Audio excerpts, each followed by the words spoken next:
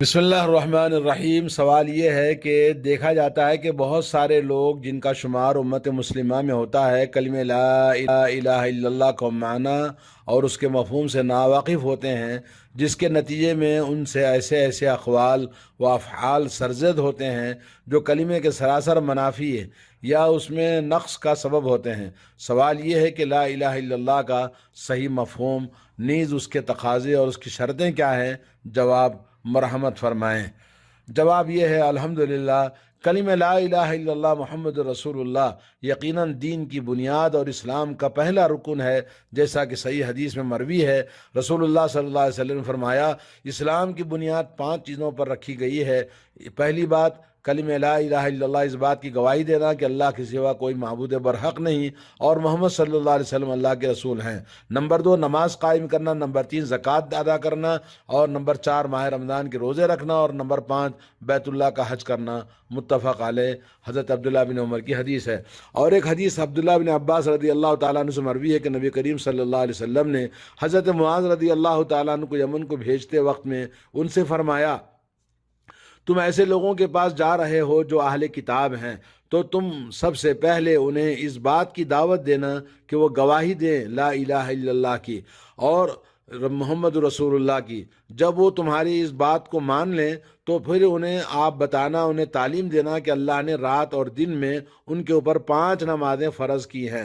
اگر وہ تمہاری یہ بات مان لیں تو انہیں یہ بتانا کہ اللہ نے ان کے اوپر زکوٰۃ فرض کیا ہے، جو ان کے مالداروں سے لی جائے گی اور انہی کے غریبوں میں تقسیم کر دی جائے گی۔ متفق علیہ۔ اس سلسلے میں بہت ساری احادیثیں اور وارد ہیں۔ کلمہ لا الہ الا اللہ کی شہادت کا مفہوم یہ ہے کہ اللہ کے سوا کوئی معبود برحق، اللہ کے علاوہ کوئی عبادت کے مستحق نہیں۔ اس کلمے سے اللہ کے سوا ہر چیز سے سچی الوہیت، سچی عبادت کی نفی کرنا، اللہ کے سوا کوئی بھی عبادت کے مستحق نہیں، اور خالص اللہ کے لیے اس کا اس بات کرنا، یعنی اللہ ہی اکیلا عبادت کا مستحق ہے۔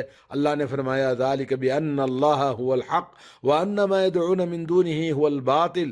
سورہ حج آیت نمبر 62۔ یہ اس لیے کہ اللہ ہی سچا معبود ہے اور اس کے سوا یہ لوگ جس کو پکارتے ہیں وہ باطل ہے۔ اور اللہ نے فرمایا، وَمَن يَدْعُ مَعَ اللَّهِ إِلَٰهًا آخَرَ لَا بُرْهَانَ لَهُ بِهِ فَإِنَّمَا حِسَابُهُ عِندَ رَبِّهِ إِنَّهُ لَا يُفْلِحُ الْكَافِرُونَ۔ سورہ مومنون آیت نمبر 117۔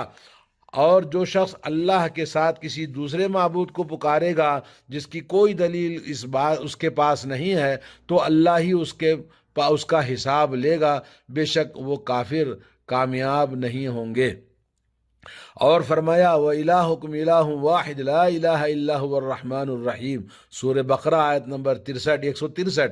لوگو، تمہارا معبود ایک ہی معبود برحق ہے، اس کے سوا کوئی سچا معبود نہیں، وہ بہت رحم کرنے والا مہربان ہے۔ اور فرمایا، وَمَا أُمِرُوا إِلَّا لِيَعْبُدُوا اللَّهَ مُخْلِصِينَ لَهُ الدِّينَ۔ سورۃ البینہ آیت نمبر 5۔ حالانکہ انہیں یہی حکم ہوا تھا کہ وہ یکسو ہو کر پورے خلوص کے ساتھ اللہ کی بندگی کریں۔ اس مفہوم کی بہت سی آیتیں قرآن کے اندر موجود ہیں۔ یہ کلمہ کسی شخص کے لیے اس وقت نفع بخش ہوگا اور اسے شرک سے نکال کر دائرہ اسلام میں داخل کرے گا جب وہ اسے زبان سے ادا کرنے کے ساتھ ساتھ اس کے معنی و مفہوم سے اچھی طرح واقف ہو اور اس کی تصدیق کرتے ہوئے اس پر عمل کرے۔ منافقین زبان سے یہ کلمہ پڑھتے تھے، مگر ان کے باوجود وہ جہنم کے سب سے نچلے حصے میں ہوں گے، کیونکہ انہوں نے نہ اس کی تصدیق کی اور نہ ہی اس پر عمل کیا۔ اسی طرح یہود بھی اس کلمے کے قائل تھے، مگر ان کے باوجود وہ انتہائی درجے کے کافر شمار ہوئے، کیونکہ ان کا اس پر ایمان نہیں تھا۔ اسی طرح اس امت میں قبروں، اولیاء اللہ کی مزاروں کی پرستش کرنے والے کافر ہیں، یہ بھی زبان سے اس کلمے کو پڑھتے ہیں، مگر اپنے اقوال اور اپنے افعال اور عقائد سے اس کی صریح مخالفت کرتے ہیں۔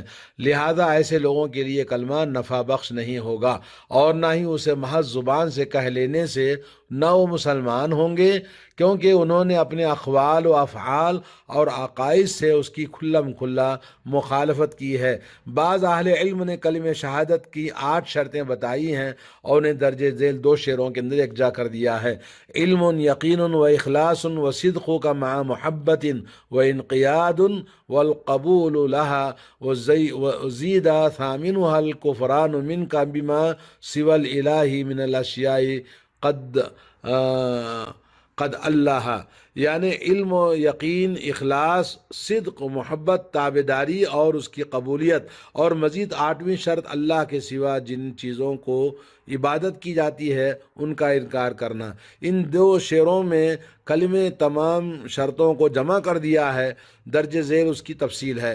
نمبر 1، اس کا معنی علم جو جہالت کے منافی ہو، یعنی پہلی شرط ہے کہ علم جو جہالت کے منافی ہو، اور اسی طرح دوسری شرط ہے یقین جو شک کے منافی ہو، اور تیسری شرط ہے اخلاص، اور یہ اس طرح کے بندہ اپنی ساری عبادتیں خالص اپنے مالک حقیقی اللہ کی بارگاہ میں پیش کرے، اور چوتھی شرط ہے کہ صدق، یعنی اس کلمے کے اقرار میں سچا ہو اور اس کے دل میں زبان سے کچھ اور دل میں کچھ اور نہ رہے، بلکہ دل کی گہرائیوں سے اس کی سچائی کا اس کے دل میں یقین ہو۔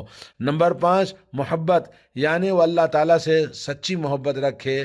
اور نمبر 6 ہے کہ اس کا معنی اور اس کے مفہوم کی پوری طرح تابعداری کرنا، اور یعنی وہ صرف اللہ کی عبادت کرے، اس کی شریعت کے تابعدار ہو، اس پر ایمان لائے اور اس کا اعتقاد رکھے کہ یہی حق ہے، اور اس کے لیے کلمہ پڑھ لیا ہے لیکن خالص اللہ کی بندگی نہیں کی اور نہ ہی اس کی شریعت کے تابعداری کی، بلکہ غرور و تکبر سے کام لیا، تو وہ ابلیس اور اس کے مانند لوگوں کی طرح مسلمان نہیں ہوگا۔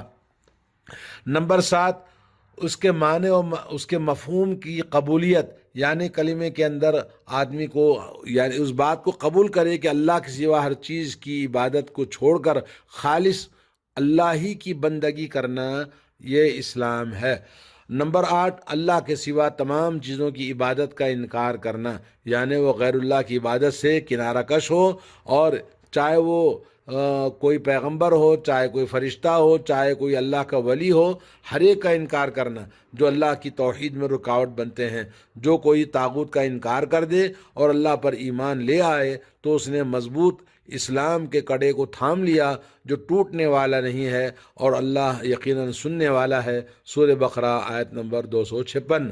اور رسول اللہ صلی اللہ علیہ وسلم سے ثابت ہے، آپ نے فرمایا، جس شخص نے لا الہ الا اللہ کہا اور اللہ کے سوا تمام چیزوں کی عبادت کا انکار کیا، اس کا مال اور اس کا خون حرام ہو گیا اور اس کا حساب اللہ کے حوالے ہے۔ صحیح مسلم۔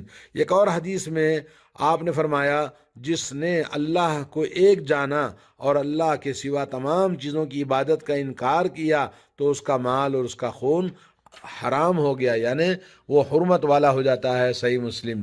لہذا تمام مسلمانوں پر واجب ہے کہ وہ مذکورہ بالا شرطوں کی رعایت کرتے ہوئے کلمہ طیبہ کے تقاضوں کو پورا کرے، اور جب کسی شخص نے اس کے معنی کو سمجھ لیا اور اس پر کاربند ہو گیا تو اب وہ حقیقی معنوں میں مسلمان ہے، جس کا مال اور جس کا خون حرام ہو جاتا ہے، اور اگرچہ ان شرطوں کی تفصیلات سے واقف نہ ہو، کیونکہ حق بات کا جاننا اور اس پر عمل کرنا مقصود ہے۔ طاغوت سے مراد ہر وہ چیز جو اللہ کی عبادت میں اللہ کے سوا کی جاتی ہے، جیسے اللہ نے فرمایا فَمَن يَكْفُرْ بِالطَّاغُوتِ وَيُؤْمِن بِاللَّهِ فَقَدِ اسْتَمْسَكَ بِالْعُرْوَةِ الْوُثْقَىٰ۔ اور اسی طرح سے اللہ تبارک و تعالیٰ نے جو ہمیں حکم دیا ہے کہ اللہ اور اللہ کی توحید میں عبادت میں جو بھی رکاوٹ پیدا کرنے والی چیزیں ہیں وہ سب طاغوت ہیں۔